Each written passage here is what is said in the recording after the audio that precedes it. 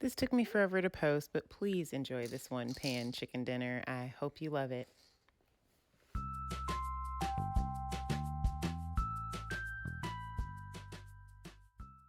So these are the ingredients. You got apple cider vinegar, black pepper, adobo, oregano, paprika, turmeric, garlic powder, onion powder. Got the chicken. I'm using chicken thighs with the skin on and the bone in, potatoes, carrots, green onions. Now, basically all you're going to do, I'm taking off the lids to everything. And you're just going to throw everything in the pot, like in the bowl with the chicken. Not the carrots and the vegetables and all that stuff, just all the seasoning. And basically all I'm doing is just getting a good coating of everything on there. Now I season everything. I just ran out of paprika. Boo. I use everything pretty heavy because we like a lot of flavor in our house. But I do season with the salt last because I like to have a little bit of control over the salt. So that I kind of just make sure I sprinkle it on each piece of chicken and not just, dump it in the bowl. So you got a whole lot of salt. And with those dried herbs, you want to take those dried herbs and put them in your hand and kind of rub on them a little bit, kind of releases the oils. So you get the flavor in there. And then what I ended up doing with this was about 2 tablespoons, not teaspoons, 2 tablespoons of apple cider vinegar. That apple cider vinegar is going to make that chicken nice and tender. It's going to help the flavor sink in, and it's just going to give it a little bit of you would think it'd give it a sour taste, but it kind of adds a little bit of sweetness to it. Not a whole lot, just a little bit of sweetness cut through some of those seasonings that you put in there. So once you get all that in there, you're just going to keep mixing it around and make sure you flipping the chicken pieces over and over. You see I'm flipping the chicken around, making sure I get the seasoning all on both sides. You want to get it. And them chicken thighs are thick. You want to make sure you get them seasoned up really well, because when you start cooking them, and even once you let that sit there with that apple cider vinegar, it's going to soak up in there. Now here I am getting a way too big knife to cut into this butter. This is just absurd. But I'm going to take this knife and I'm going to cut off about 2 tablespoons of butter. I'm going to drop that in the pan and let it melt. Then I'm going to add in about 2-3 turns of this is avocado oil. Now you can use any kind of oil that doesn't have a good taste to it, have a strong taste to it, like what is that? Olive oil. I don't prefer to use vegetable oil, but just some oil that doesn't have a strong flavor. Try to stay away from coconut oil, though. I know coconut oil is supposed to be that holy grail oil, but it adds too much of that coconut flavor to this. Now I'm just cutting up all my root vegetables. I'm cutting them up in uniform sizes. Now you see I'm cutting big and rustic here. I'm not cutting, tiny little breakfast size pieces, and I'm not leaving them in giant chunks. You want them to cook through, but you don't want them to turn into mashed potatoes in the pan, because we're going to toss them around and cook them. After we get done browning this chicken, we're going to cook them in the pan for a little while, and then we're going to add some gravy. So you don't want them to just break all the way down, but you don't want them to be so big that they're still hard when you get done cooking, because once you get everything in the pan, this is going to come together pretty quick. It's not lightning fast, but it's going to come together pretty quick. Now you see I'm just getting into these potatoes. I think I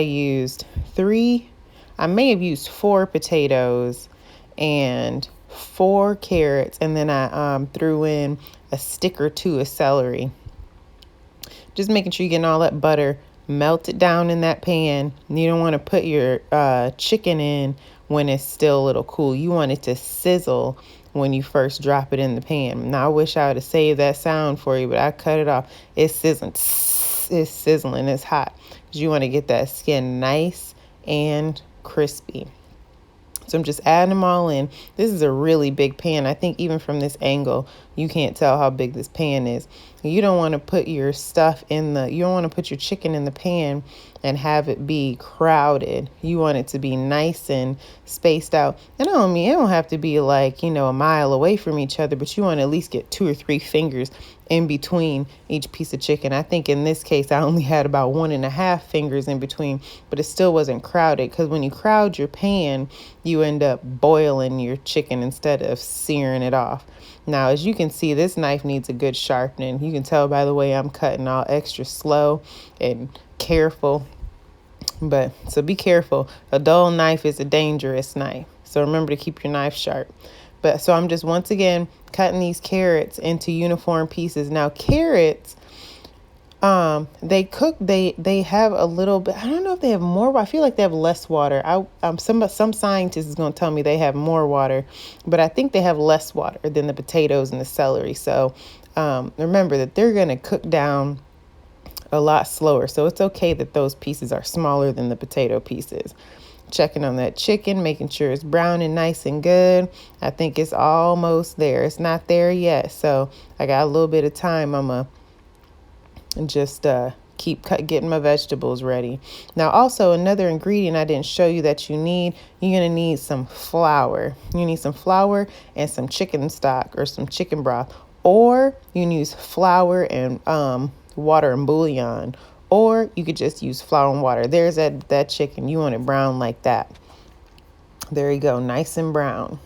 That's how you know that flavor is seared on there. Because once you start adding liquid and stuff, if you don't have that seasoning seared onto your food, it's not going to taste good. It's not going to taste like anything once you start cooking it. You want all those flavors to be all seared in and married up and just ready for the honeymoon.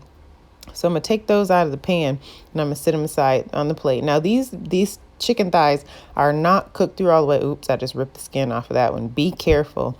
This chicken is not cooked all the way through. I'm just taking them out of the pan because they're going to cook the rest of the way in the oven. And remember, this is a preheated oven. I believe I preheated this oven at 375. It might have been 400. But if you want them nice and tender and falling off the bone, the cooler it is, the less hot. And it's not a cool oven, but you want the heat lower. So if you have a little bit extra time, do 375, not 400. So I'm just adding all the vegetables in. Now that searing probably took me about 15 minutes, but that chicken was ice cold out of the refrigerator. So if you are comfortable letting your chicken get close to the danger zone being room temperature, then it'll come together a lot faster. But that was ice cold chicken. So I'm just tossing this around, and I don't really need to caramelize anything. I just want to get these vegetables going, get them nice and warmed through so that they can cook down a little bit. Now you see, I hadn't added any seasoning to that yet. Most of the seasoning is going to be on the chicken. This, I believe, I'm just going to give it a little salt and pepper. Oh, nope, throwing in some garlic powder. Sometimes I surprise myself. Just throwing in a little bit of garlic powder there.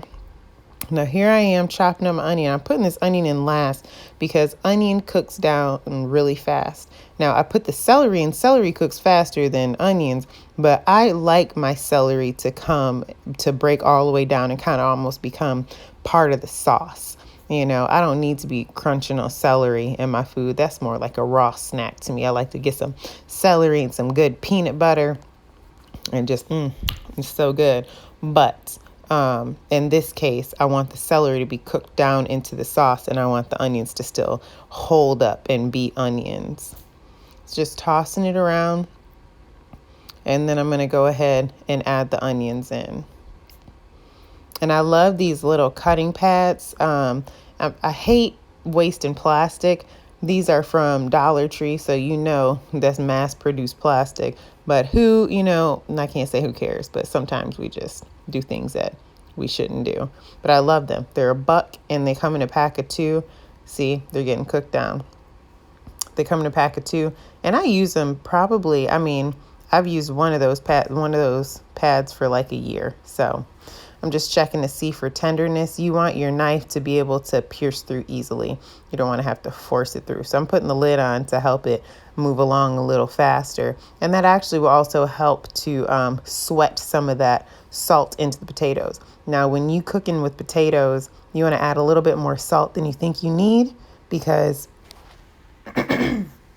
excuse me, because the potatoes, they absorb a lot of salt. See how I'm having to whack that off the fork? That means that they're so tender that there's no weight. It's like, I don't even know how to explain it. That's when you know they about ready. So here I am adding in the flour. I think I'm adding in about a 1/4 cup of flour. This is how big is this pan? I want to say it's like 20-inch or whatever the next size up is. It's a big pan. So I'm adding in about a 1/4 cup of flour, and I'm coating all the vegetables in that, and I'm gonna let that cook out a little bit. You want to cook your flour a little bit so that it doesn't taste like raw flour, because if you don't cook that flour, even when you mix it with all the liquid and stuff, you'll be eating it and it'll be silky smooth and it'll be tasting grainy. You know, it don't have the texture of grainy, it has a taste of grainy. It'll be gross. So make sure you cook that flour out a little bit, and have no fear, it will not turn into dumplings on your vegetables. It looks a little bad, but it gets worse before it gets better. So toss that around. Just make sure you're cooking out that flour. And then this is the next step, is when you're going to want to add your liquid. So you're going to be adding, like I said, that chicken broth or that water and bouillon. Or even if you just have water, you know, go ahead and add your water. If you are just adding water, I would suggest that you season it a little bit more. So I think I'm coming. Here we go. Here. Now I'm doing water and I'm adding some bouillon paste into there. So you're just mixing in the water. And I may not have shown you guys me adding the bouillon paste, because I think I actually put it in there already. That's my bad. You know, that's my bad. We're not perfect people. And at this point in time, we in quarantine. Some of our brains are not functioning at the highest levels at this point in time. So you just want to zhuzh that around and make sure that liquid is ice cold. You want ice cold liquid to go in to make your sauce, because if you don't, you're going to get lumps. Now, this is what it looks once it starts to come to a little simmer. You want to be able to see the viscosity of that sauce. You want it to be able to coat the back of your spoon. Now, for me, I'm not sure if I did it this time, but usually I do. When it does coat the back of the spoon, I still add, nope, I didn't. I add a tiny bit more water. This time I didn't. And let me tell you, this one came out real good. So you don't have to add that extra liquid. It's just if you want more gravy. So you're going to add those pieces of chicken back in once you finish making the sauce. Just nestle them right on in there. And in this case, it doesn't matter if it's crowded. It's going to be quite a lot more crowded now, because you got chicken, vegetables, and sauce all in your pan. But this is just a holy matrimony we're seeing going on right here. We're going to take this pan and we're going to, as my grandmother said, run it right up in the oven. That's 375 degrees for 45 minutes to an hour. And this is it. Once it comes out of the oven, the chicken is going to be a little bit more browned up and crispy. That sauce is going to be bubbling and reduced, and it's just going to be super, super delicious. Make sure you taste it for some salt. See if you need to add anything else before you get ready to serve this. I'm checking my meat with a thermometer, because Mama didn't raise no kind of fools. And yeah, that is it. I hope you enjoy it. Let me know in the comments if you try it. And until next time, be blessed.